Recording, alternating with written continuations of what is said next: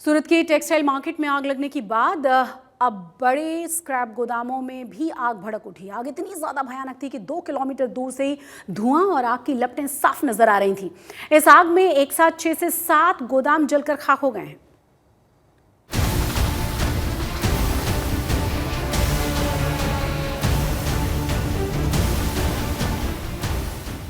आसमान में काले धुएं का गुबार,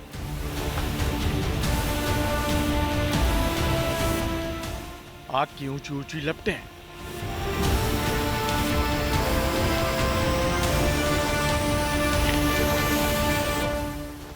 आग पर काबू पाने के लिए मशक्कत करते फायर फाइटर्स।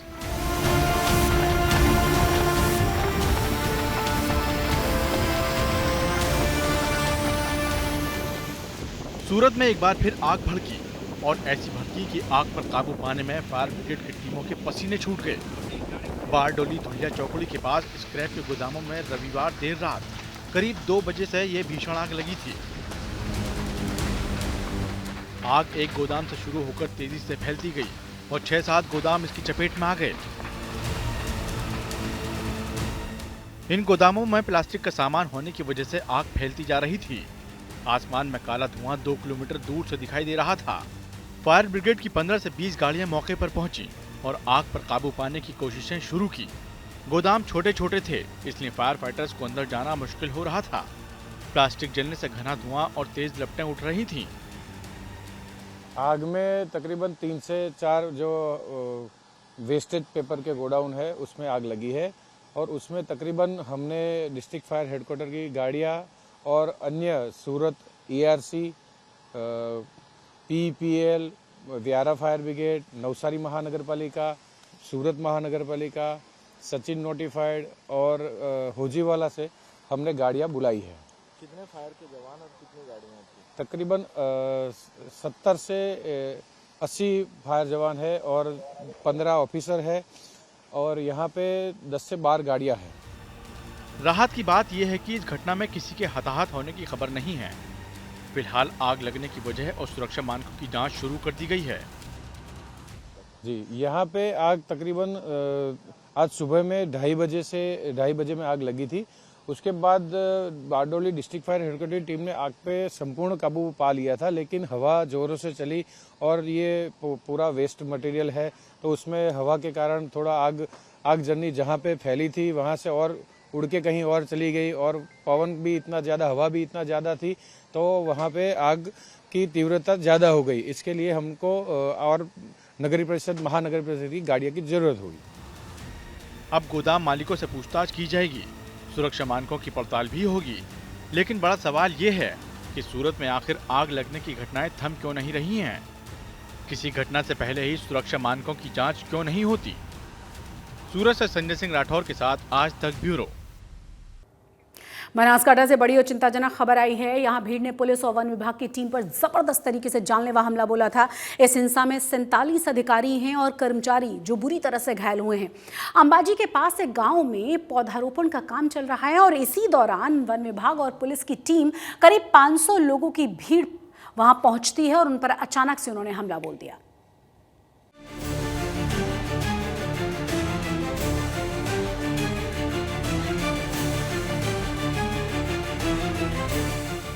ये तस्वीरें अंबाजी सिविल अस्पताल की है। हर तरफ पुलिस और वन विभाग के अधिकारी और कर्मचारी जख्मी हालत में दिखाई दे रहे हैं। किसी के पैर में चोट लगी है, किसी का सिर फट गया है, किसी के हाथ में चोटों के निशान हैं, तो कोई पूरी तरह लहूलुहान है। इनकी ये हालत अंबाजी तीर्थ शहर से 14 किलोमीटर दूर दांता तहसील के पाडलिया गांव में हुई है। शनिवार दोपहर करीब 500 लोगों की भीड़ ने वन विभाग और पुलिस की टीम पर हमला कर दिया। हमलावरों ने पुलिस पर पत्थरबाजी की, गुलेल चलाए और तीरों से भी पुलिस कर्मियों को निशाना बनाया। सर्वे नंबर 9 है पडालिया गांव के अंदर। वहाँ पे फॉरेस्ट का प्लांटेशन की एक कामगिरी जो शुरू हुई थी 8:30 बजे, उसमें फॉरेस्ट को पुलिस का बंदोबस्त दिया हुआ था सुरक्षा के लिए। उस काम के दरमियान दोपहर को 3 बजे करीब 500 लोग वहाँ पे टोले में आ गए थे और उन लोगों ने अटैक किया था पुलिस और फॉरेस्ट के कर्मचारियों पर। जो यहाँ पे लोकल जो है तीर कामठा, गोफन और पत्थर और जैसे ब्रूटल वेपन्स है, उन लोगों ने कर्मियों पर अटैक किया था।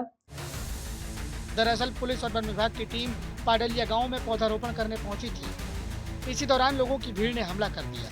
हालात इतने बिगड़ गए कि पुलिस को गोलियां चलानी पड़ी और आंसू गैस के गोले भी दागे गए। 500 से भी ज़्यादा लोगों ने ये टीम पर हमला किया है, जिसमें 47 जितने लोग इजाग्रस्त हुए। हाल में 11 लोग पालनपुर में रिफर किए गए और बाकी जो अधिकारी और कर्मचारी है हाल में अंबाजी हॉस्पिटल में सारवार ले रहे। सभी की जो मेडिकल कंडीशन है अभी स्टेबल है और पुलिस ये जो हमला किया वो प्री प्लान और कोऑर्डिनेट लग रहा था। करीबन 500 से भी ज़्यादा लोगों ने पत्थर, गोफन और धनुष और तीर कामठा से ये हमला किया था। हाल में पुलिस एफआईआर और आगे की जो भी कार्यवाही करने की प्रक्रिया है वो प्रगति में। पाडलिया गांव में वन विभाग के सर्वे नंबर 9 क्षेत्र को लेकर लंबे समय से विवाद चल रहा है। गांव वालों को आशंका है कि उन्हें जमीन से बेदखल कर दिया जाएगा। इसी को लेकर मुख्य वजह माना जा रहा है। यहाँ पर ये दाता तहसील का पाडलिया गांव है। पाडलिया गांव के ये विधवा औरत है यहाँ पर, तो उनके यहाँ पर ये गुजरान चलाती थी और 2006 में जंगल जमीन मिली थी। उस वक्त से यहाँ खेत कर रही के पता ना गुजरान चला रही थी। लेकिन 2 दिन में पहले जंगल खाता के लोग आए, ये खाली कर दे, नहीं खाली करेगा तो हम तोड़ देंगे। तो दूसरा दिन जंगल खाता के कर्मचारी आए, जेसीबी मशीन लेके आए और यहाँ का उनका घर भी तोड़ दिया। उनका खेत करने का कुआं था वो भी तोड़ दिया। इस घटना में पुलिस, वन और राजस्व विभागों के 47 अधिकारी कर्मचारी घायल हुए हैं। घायल हुए 37 अधिकारियों को अंबाजी सिविल अस्पताल में भर्ती कराया गया है, जबकि 11 को पालनपुर सिविल अस्पताल रेफर किया गया है। फिलहाल पाडलिया गांव में भारी संख्या में पुलिस फोर्स तैनात है। साथ ही हमलावरों के खिलाफ कानूनी कार्रवाई शुरू कर दी गई है। बनासकांठा से शक्ति सिंह परमार के साथ आज तक ब्यूरो। जूनागढ़ पुलिस ने बड़े साइबर फ्रॉड का खुलासा किया है। पुलिस ने एक ऐसे गैंग को पकड़ लिया है जो अब तक 250 करोड़ की साइबर ठगी कर चुका है। इस गैंग के 8 लोग गिरफ्तार कर लिए गए हैं।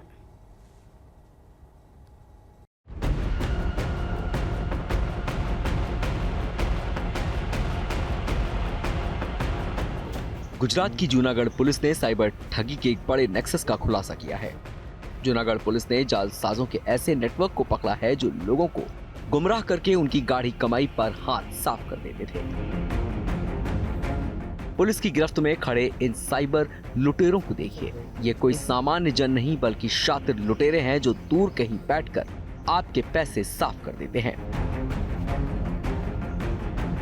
जूनागढ़ पुलिस ने 253 करोड़ रुपए की साइबर ठगी का खुलासा किया है। इस मामले में अब तक 8 आरोपियों को गिरफ्तार किया गया है, जिसमें पवन हिरानी, जावेद तुर्क, भरत देत्रोंजा, एर्जन गरेजा, अल्ताफ समा, सोनू सोडा, चिराग साधु और रक्षित काछड़िया को गिरफ्तार किया गया है, जबकि इस गैंग का सरगना हुसैन तुर्क अब भी फरार है।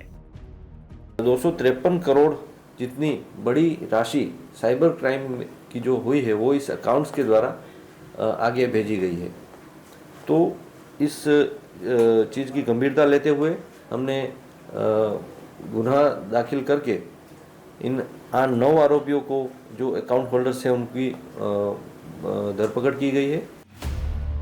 पुलिस की जांच में साइबर लुटेरों के लूटपाट का पूरा प्लान भी सामने आया है। ये गैंग म्यूल खातों का इस्तेमाल करता था। इस गैंग के पास अब तक 360 बैंक खाते मिले हैं। ये किसी और के नाम से खाता खुलवाते थे और फिर उसी खाते में लूट का पैसा मंगवाते थे। जैसे ही पैसा म्यूल खाते में आता था, तुरंत किसी और खाते में ट्रांसफर कर देते थे। ठगी की रकम को अलग अलग खातों में घुमाते थे ताकि एजेंसियां पैसे की ट्रेल तक ना पहुंच सकें। इस साइबर ठगी के लिए PNB, bank of Baroda, bank of India, axis bank समेत कई बड़े बैंकों के खातों का इस्तेमाल किया गया। और एजेंट के द्वारा ये नीचे जो अकाउंट होल्डर हैं उनको लालच दी जाती है, उनको कमीशन दिया जाता है या फिर जो क्राइम होता है उसमें से कुछ उनको परसेंटेज दिया जाता है। उस आधार पर ये अकाउंट इनके खरीद लेते हैं और उन अकाउंटों के मार्फत से पैसा ट्रांजैक्शन पूरा पूरे भारत भर में एक चेन के रूप में ट्रांजैक्शन होता है और कई बार तो ये भारत से बाहर भी चला जाता है पैसा। हाईटेक लुटेरों का ये गैंग ऑनलाइन ट्रांजैक्शन और फर्जी लेन देन के जरिए करोड़ों रुपए इधर उधर करता था। फिलहाल पुलिस सभी 360 बैंक खातों की गहन जांच कर रही है। साथ ही इस बड़े साइबर रैकेट से जुड़े अन्य लोगों की तलाश भी तेज कर दी गई है। पुलिस का दावा है कि आने वाले दिनों में और गिरफ्तारियां हो सकती हैं। भार्गवी जोशी, जूनागढ़ आज तक। कॉमनवेल्थ गेम्स 2030 और 2036 के ओलंपिक खेलों की तैयारी अभी से शुरू हो चुकी है और इसी के तहत सांसद खेल महोत्सव आयोजित भी किया जा रहा है।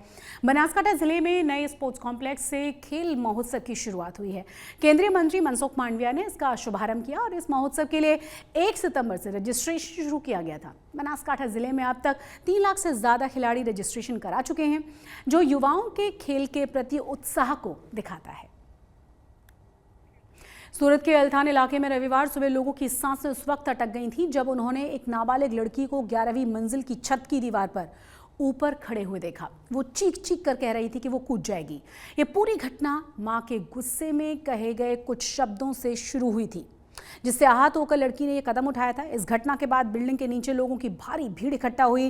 स्थानीय लोगों ने तुरंत ही दमकल विभाग को भी सूचना दी और इसी बीच लड़की के परिवार के सदस्य भी छत पर पहुंच गए और घंटों तक उसे समझाने की कोशिश की गई, लेकिन गुस्से से आग बबूला ये लड़की किसी की भी बातों को सुनने के लिए तैयार नहीं थी। बाद में दमकल विभाग की टीम ने काफी मशक्कत के बाद इस लड़की को सुरक्षित बचाया। हमको कंट्रोल रूम से सुबह 9 बजे कॉल आया कि भाई एक बच्ची 10वें फ्लोर पे सुसाइड करने की कोशिश कर रहे हैं। तो हम वहाँ जाके देखा तो कंट्रोल रूम ने वेसु फायर स्टेशन और भीमराड फायर स्टेशन की गाड़ियाँ रवाना की थी। साथ में हाइड्रोलिक प्लेटफॉर्म, जंपिंग कुशन और नेट भी हम ले गए थे। हमने देखा तो उसकी माँ के साथ कुछ झगड़ा हुआ था, तो वो सुसाइड करने का सोच रही थी। ऊपर गई थी तो वो टेरेस पे पाली पे थी। हमने जाके उसको बातों में सहलाया। हमारा प्लेटफॉर्म, हाइड्रोलिक प्लेटफॉर्म जो ऑपरेट किया वो वहाँ पहुँचा, तब तक हमने उसको बातें की, मनाया, बहुत समझाया। जब तक वो समझी, हमारा ऑपरेटर वहाँ दौड़ के उसको पकड़ लिया, फिर नीचे शिफ्ट कर दिया। जूनागढ़ के पातापुर गांव में एक शेरनी कुत्तों का शिकार करने की कोशिश करते हुए कैमरे में कैद हो गई है। शेरनी कुत्तों के पीछे दौड़ी तो कुत्ते जान बचाने के लिए सीमेंट की फैक्ट्री में घुस गए। पीछे दौड़ रही शेरनी भी उन्हें पकड़ने के लिए फैक्ट्री की दीवार पर चढ़ गई। ये तो गनीमत ये रही कि फैक्ट्री के मालिक और कुछ लोग वहां मौजूद थे जो कुत्तों की आवाज सुनकर बाहर निकल आए, जिसके बाद शेरनी जंगल की तरफ भाग गई और ये पूरी घटना किसी ने अपने मोबाइल के कैमरे में कैद कर ली। आपको बता दें कि पातालपुर गांव गिरनार जंगलों के बड़े करीब है, इसीलिए यहां अक्सर ही इस तरह से शेर देखे जाते हैं। हालांकि ये वीडियो सामने आने के बाद फैक्ट्री में काम करने वाले जो मजदूर हैं वो जरूर घबराने लगे हैं।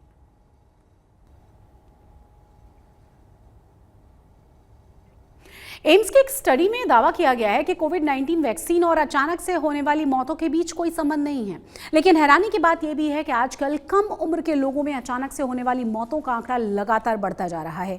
18 से 45 साल के कम उम्र के लोग हार्ट अटैक, कार्डियक अरेस्ट के कारण अपनी जान को गंवा रहे हैं। आखिर वजह क्या है? अचानक से हार्ट अटैक क्यों हो रहे हैं? इस रिपोर्ट के जरिए जानिए।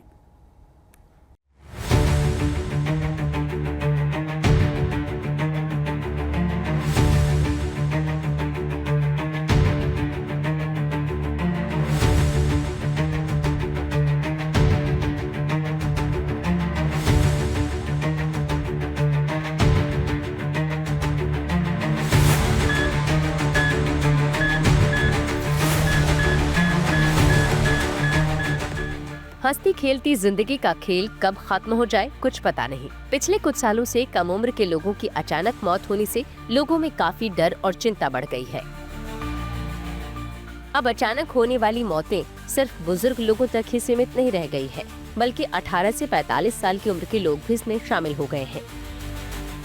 चौंकाने वाली बात ये है कि मौतें हार्ट अटैक, अचानक कार्डियक अरेस्ट की वजह से अधिक हो रही है। हाल ही में हुई एम्स की एक स्टडी बताती है कि 1 वर्ष के दौरान जांची गई कुल अचानक मौतों में से आधे से अधिक मामले 45 वर्ष से कम उम्र के लोगों के थे। इनमें से कई लोग पूरी तरह से फिट और स्वस्थ नजर आने वाले थे। ऐसे हेल्दी दिखने वाले लोग भी बिना किसी संकेत लक्षण के घूमते फिरते, घर पर डांस करते अचानक गिर पड़ते हैं और समय पर ट्रीटमेंट न मिलने से इनकी मौत हो गई। बीते कुछ सालों में युवाओं में अचानक होने वाली मौतों में तेजी से बढ़ोतरी देखी जा रही है, जिसे कुछ लोग इसे कोरोना वैक्सीन से जोड़कर देख रहे थे।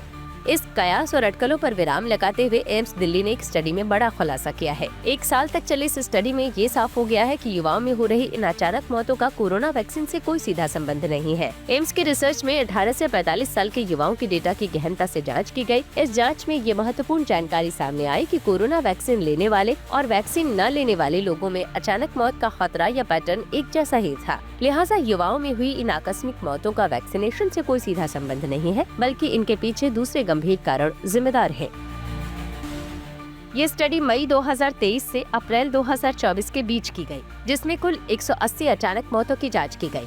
शोधकर्ताओं ने मौत के कारणों को समझने के लिए पोस्टमार्टम, वर्बल ऑटोप्सी और विस्तृत मेडिकल जांच जैसे वैज्ञानिक तरीकों का सहारा लिया। इस जांच में दुर्घटना या आत्महत्या के मामलों को शामिल नहीं किया गया था।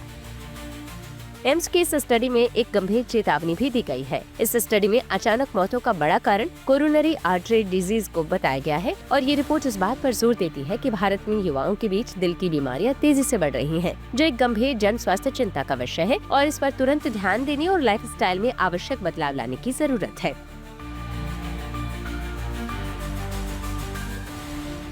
इतना ही नहीं, जांच करने पर यह भी बात सामने आई कि ऐसे लोगों में जीवन शैली से जुड़े जोखिम भी मुख्य रूप से जिम्मेदार थे। काफी लोग स्मोकिंग, अल्कोहल का सेवन करते थे। इस स्टडी में अचानक हुई इन मौतों का कोई भी कनेक्शन कोविड इन्फेक्शन और वैक्सीनेशन से नहीं पाया गया।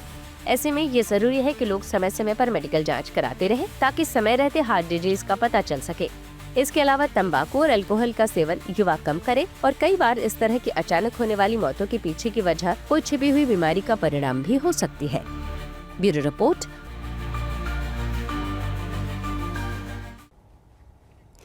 आज तक गुजरात में आज के लिए बस इतना ही, लेकिन देश और दुनिया की तमाम बड़ी और अहम खबरों के लिए आप देखते रहिए आज तक।